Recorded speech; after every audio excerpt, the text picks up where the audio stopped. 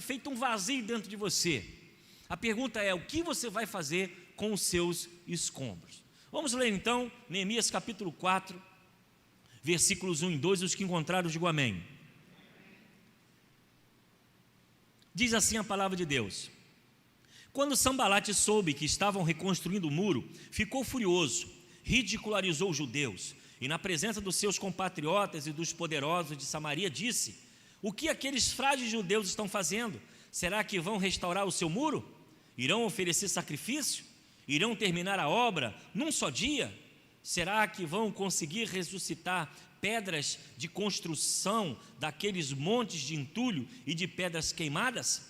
Versículo 6.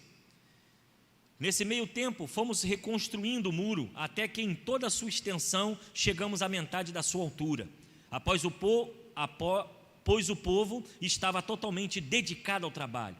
E quando, porém, Sanbalate, Tobias e os árabes, os amonitas e os homens de Asdote souberam que os reparos no muro de Jerusalém tinham avançado e que as brechas estavam sendo fechadas, ficaram furiosos. Todos juntos planejaram atacar Jerusalém e causar confusão, mas nós oramos ao nosso Deus e colocamos guardas de dia e de noite para nos proteger deles. E então disse o povo de Judá, começou a dizer: os trabalhadores já não têm mais força e ainda há muito entulho, por nós mesmos não conseguiremos reconstruir o muro. E os nossos inimigos diziam: antes que descubram qualquer coisa ou nos vejam, estaremos bem ali no meio deles, vamos matá-los e acabar com o trabalho deles. E os judeus que moravam perto deles 10 vezes nos preveniam: para onde quer que vocês se virarem, saibam que seremos atacados de todos os lados. E por isso posicionei alguns do povo atrás do ponto mais baixo do muro, nos lugares abertos, divididos por família, armados de espadas, lanças e arcos. E fiz uma rápida inspeção e imediatamente disse aos nobres, aos oficiais e ao restante do povo: não tenham medo deles, lembre-se de que o Senhor é grande e temível, e lutem por seus irmãos, por seus filhos e por suas filhas, por suas mulheres e por suas casas. Que Deus assim nos abençoe com a sua palavra. Neemias era um homem que poderia dizer: não tenho nada a ver com isso, não tenho nada a ver com esse problema, isso é problema do povo de Israel. Eu sou a terceira geração dos cativos e eu não tenho nenhuma obrigação de fazer nada. Mas Deus move o coração de Neemias para reconstruir os muros, para reformar as muralhas. E assim também a nossa vida, meus irmãos. O que temos deparado hoje são pessoas que têm procurado suicídio, porque muitas vezes perderam a alegria de viver, estão vivendo uma ruína porque sofreram um trauma, perderam alguma coisa, estão vivendo doentes da mente, da alma, do espírito, e simplesmente perdem a alegria de viver. E eu sempre falo que perder a alegria de viver é quem não tem propósito, ou quem não sabe qual é o seu propósito. Quando nós temos um propósito na vida, e temos um chamado de Deus para nós, porque você não está aqui por acaso. Deus criou você. Talvez o seu pai e sua mãe não planejou você nos seus relacionamentos familiares, mas você veio existir, e a Bíblia diz que no ventre de nossa mãe Deus nos viu, e Ele nos conhece, Ele conhece a nossa história, Ele sabe o nosso propósito. Então, quando nós descobrimos um propósito para a nossa vida tem sentido. E é por isso que nós cristãos costumamos a sempre pedir aos irmãos: irmãos, procure o seu propósito, ore a Deus para o objetivo da sua vida, para que a sua vida faça sentido. Talvez prazer, lazer, descanso, riqueza, bens materiais não são suficientes para trazer alegria para esta vida. E nesse tempo que nós estamos perdendo tantas coisas, nada mais do que saber qual é o seu propósito, porque é o seu propósito que vai fazer você ficar de pé. E quando nós olhamos o texto, temos aqui um copeiro do rei que encontrou um propósito para a sua vida. Ele se lança num empreendimento difícil, num empreendimento desafiador e quase impossível. Mas em todo o texto nós lemos que Neemias ora no início, no meio e no fim de todo esse processo. E eu quero nessa noite colocar 3 pontos importantes, mas 3 características para que você coloque em sua vida, que você aplique em sua vida como reconstruir as ruínas, aquela perda, aquela dificuldade que você viveu. Neemias começa então a reconstruir os muros, diz o texto. E quando ele começa a reconstruir os muros, facilmente se levantam opositores. Eu sempre falo, quando nós nos propomos a fazer a obra de Deus, sempre teremos oposição. Isso é uma batalha espiritual certa. Se você procura se afastar do pecado, com certeza, se afastar do pecado, se afastar daquilo que está errado, com certeza alguém vai se levantar e criticar você. Se você de repente pensa, eu quero mudar a minha vida, eu quero buscar mais a Deus, vai a surgir muitas lutas, muitas dificuldades para tentar impedir você da sua caminhada. E assim foi com Neemias. Sanbalate, está aqui criticando, está aqui trazendo contenda, trazendo dúvida para o empreendimento que Neemias quer fazer. E assim é a nossa vida. E a primeira característica que eu quero colocar para o seu coração nessa noite é o princípio do trabalho duro. Deus não fará a nossa parte. Se você pretende reconstruir alguma coisa, saiba de algo. Você deve orar, você deve buscar a Deus. Sim, isso é bom, é perfeito. Mas você deve colocar a mão na massa e começar a correr atrás. Há um erro muito grande de pessoas que acham que somente orar vai trazer solução para o problema. É claro, Deus é Deus de milagre, mas nós precisamos fazer a nossa parte.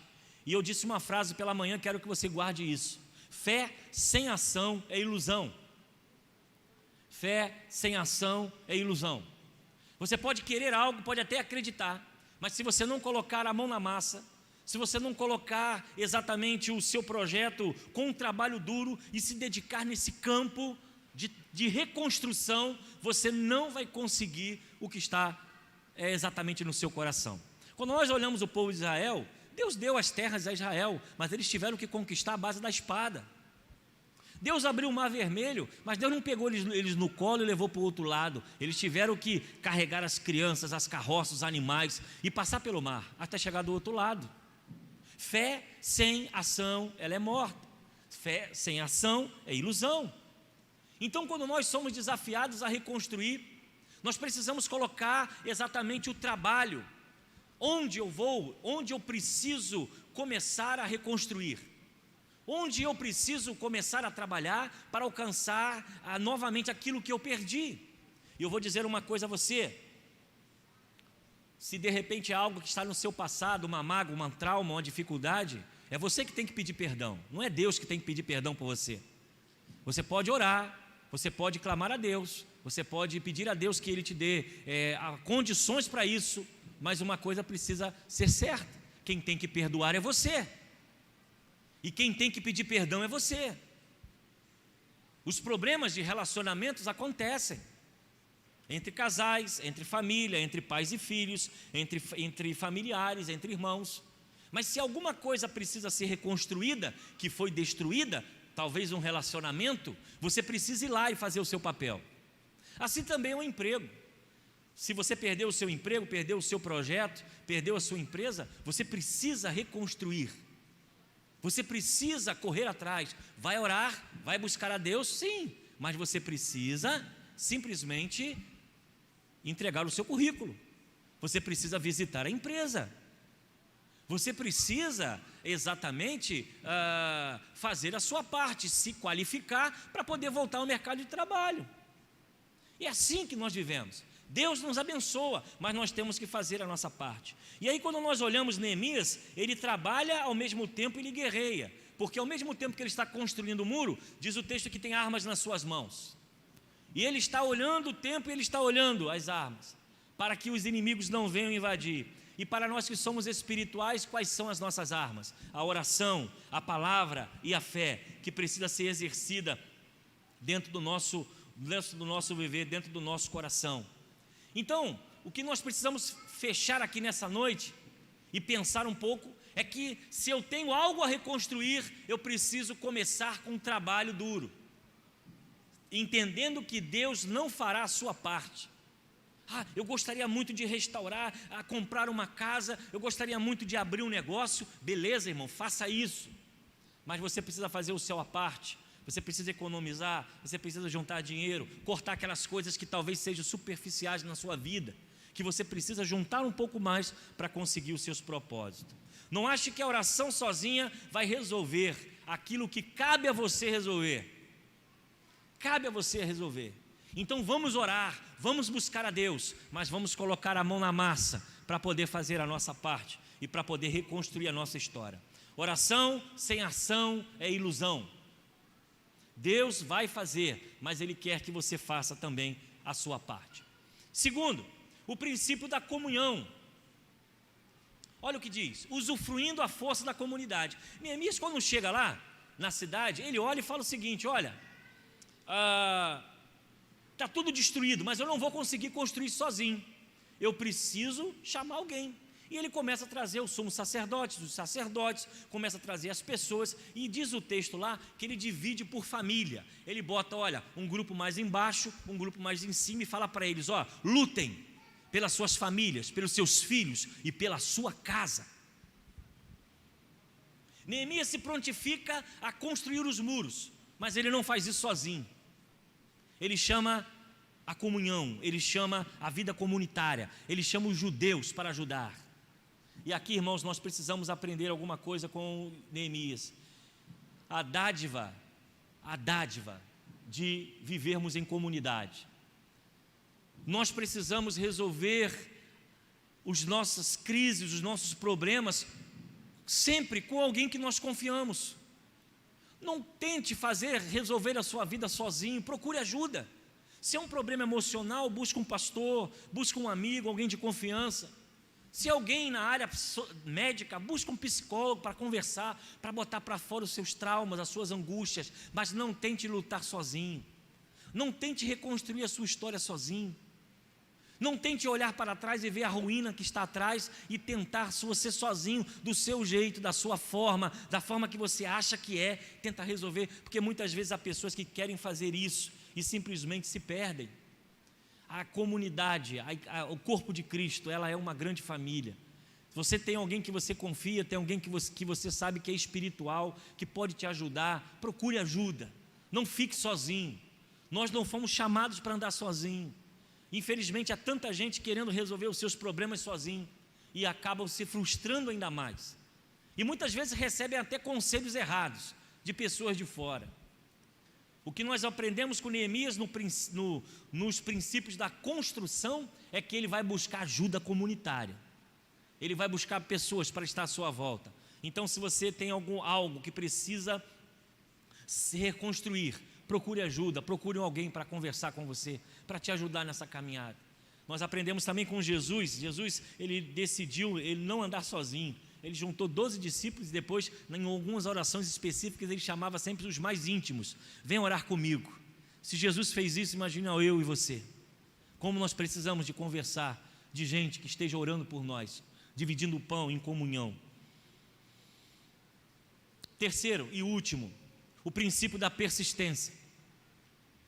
A restauração não é um ato, é um processo. Satanás sempre procura pontos vulneráveis em nossa caminhada. E muitas vezes a pressa é algo errado que nós fazemos. Nós queremos resolver tudo para ontem.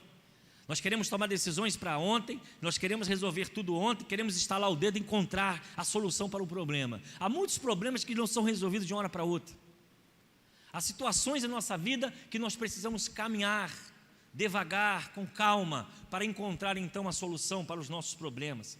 E a restauração do muro não seria de um dia para o outro. Eles precisavam construir um muro, mas ao mesmo tempo estar com armas na mão, porque sabiam que o inimigo poderia invadir a qualquer momento. Uma cidade sem muro era uma cidade abandonada.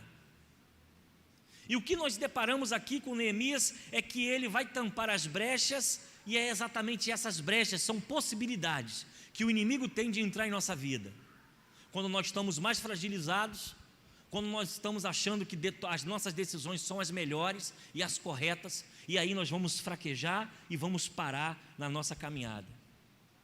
Temos a ação de muitas vezes, diante da primeira dificuldade, de desistir. Não dá, é difícil, não vou caminhar mais, eu quero parar, chega.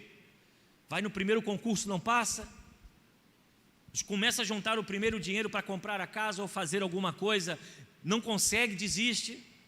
Começa um curso, vai para outro, faz o curso, não dá certo, vai para outro, e vai para outro, e vai para outro, e vive mudando, e nunca chega a lugar nenhum.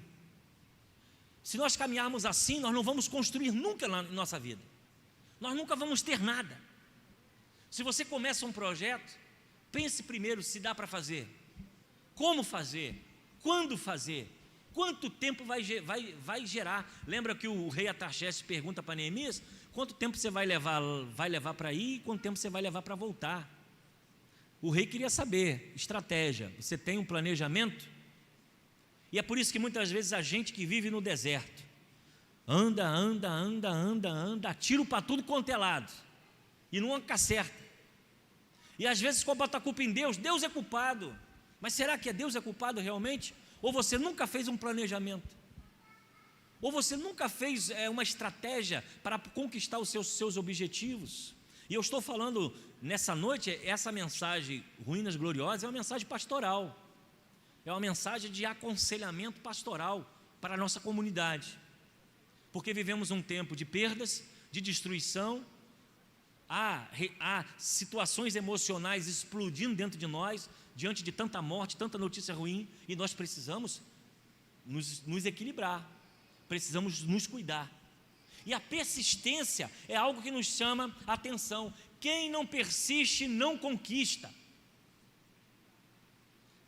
Tem gente que acha nessa mensagem da prosperidade, muitas vezes ela vem viciar muitas pessoas, porque acha que é só estalar o dedo, Deus vem e responde. Mas tudo é fruto de trabalho, irmãos. Eu vi uma frase de reverendo Augusto Nicodemos, que ele falou algo duro e ele falou forte, e eu gostei. Ele diz o seguinte: quem vem para o Evangelho em busca de sucesso, fama, dinheiro e riqueza, trabalhe, porque o que Deus nos deu foi a salvação. Agora a Bíblia diz: buscai o reino de Deus e as outras coisas vos serão acrescentadas. Há muita gente iludida achando que evangelho é mágica, e é por isso que você vê gente pulando de um lado para o outro de igreja, gente atrás de campanha para tudo quanto é lado, porque não entendeu ainda o princípio da vida com Deus. Ele nos abençoa, Ele abre as portas, Ele nos fortalece, mas somos nós que temos que ir à frente. Você acha que a arca de Noé foi construída, foi Deus que fez? Deus disse a Noé, deu as medidas certas para ele, usa isso, dessa altura, com quantos cômodos, é dessa forma. E ele passou a construir com a sua família. Foi assim com o povo de Israel, e assim conosco. Nós precisamos viver um evangelho puro e simples, sem fantasia, porque fé sem ação é ilusão. A persistência é um ato de restauração em nossa vida. Ele não é um ato, ele é um processo. Porque tem gente que acha que no primeiro dia que botar o pé na igreja, a minha vida vai mudar. Uma vez eu estava no ônibus, eu vou terminar aqui para a gente poder seguir para a ceia. Eu estava sentado no lado direito, escutando um papo entre o motorista e um irmão que estava atrás. Passou de frente para uma igreja, aí falou assim: fulano e tal foi nessa igreja aí. Depois que ele foi na igreja aí, a vida dele mudou, comprou carro, comprou casa, apartamento, não sei o quê. Aí o outro fez assim: opa, estou precisando.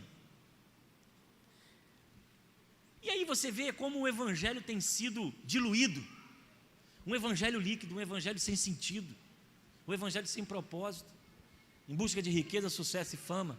A palavra de Deus vai dizer: no mundo tereis aflições, mas tem bom ânimo.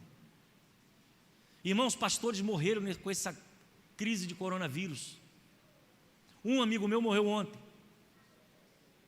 e assumia que aqui a igreja Varja da Alegria. Nós estamos sujeitos às dores desse mundo, nós somos sujeitos às tristezas desse mundo. A vida vai dar pancada em cada um de nós, e vai doer. Mas a verdade é que a palavra de Deus diz que eu estarei convosco todos os dias até a consumação dos séculos.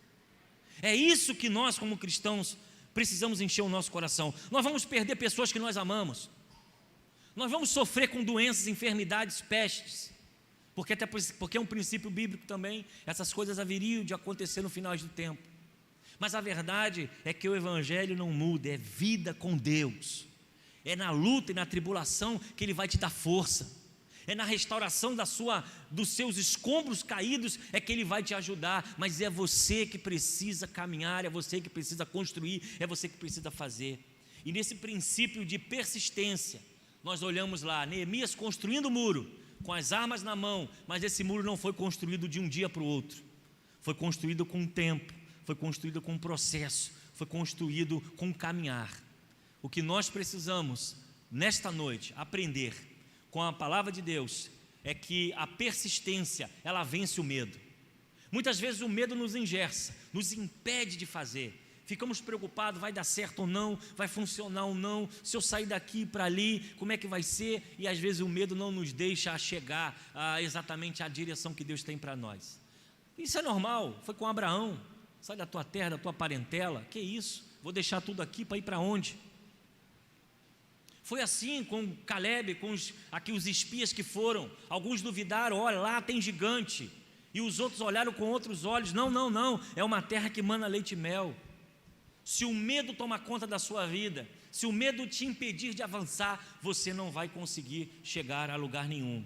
Então o princípio da persistência, da permanência, da dedicação, é uma forma de você reconstruir os seus escombros. Eu não sei qual área da sua vida você está perdendo, eu não sei qual área da sua vida você está negativo, eu não sei qual área da sua vida você precisa reconstruir, mas eu quero te dar um conselho. O Deus que foi com Neemias é o Deus que está conosco. O Deus que trabalhou a vida de Neemias, que tirou ele do palácio do rei como um copeiro e fez o que ele fez, é o Deus que está conosco.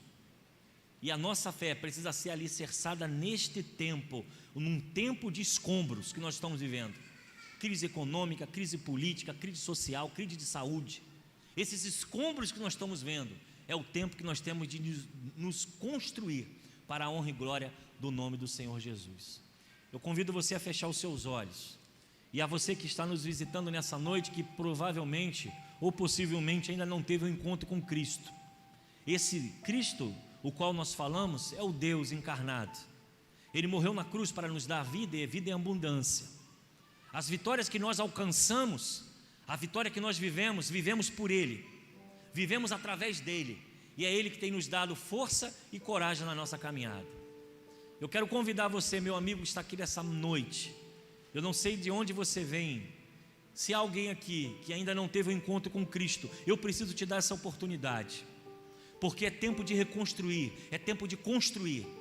Se alguém está aqui, está afastado do caminho do Senhor, ainda não tem compromisso com nenhuma igreja, e você tem vivido uma vida de ruína, Deus trouxe aqui você para isso, para te dizer: eu posso fazer nova todas as coisas, eu posso te ajudar, eu posso caminhar contigo, eu posso perdoar os teus pecados, eu posso te fazer um novo homem, uma nova mulher, uma nova família, mas isso depende de você. E eu quero te dar a oportunidade. Se há alguém aqui nessa noite que está afastado do caminho do Senhor, ou que está, ainda não teve nenhum compromisso, mas quer assumir hoje, e quer esse Cristo em sua vida, para te ajudar a reconstruir, para perdoar os seus pecados, e principalmente, para escrever o seu nome no livro da vida, eu convido você a levantar uma de suas mãos. Se há alguém nessa noite nos visitando, afastado ou longe do caminho do Senhor, eu quero orar por você. Se há alguém nos visitando, eu quero orar para onde você está.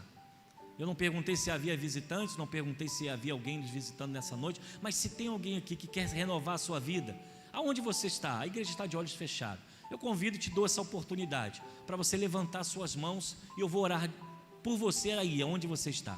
Se há alguém nos visitando, a oportunidade é dada a você. Nós vamos então falar com o nosso Deus. Pai, te rendemos graças pela tua palavra, que nos dá ânimo, que nos ajuda, Deus, a persistir, que nos ajuda, Deus, a viver em comunidade, e que nos dá a visão que temos que ter trabalho duro para conquistar as vitórias que desejamos em nossa vida. Abençoe a cada família que aqui está, aos visitantes, aos amigos que aqui estão, aqueles que estão nos assistindo pela internet, que essa palavra produza vida e produza esperança aos seus corações. É o que eu oro e te agradeço, no nome santo de Jesus. Amém. Amém. Que o Senhor assim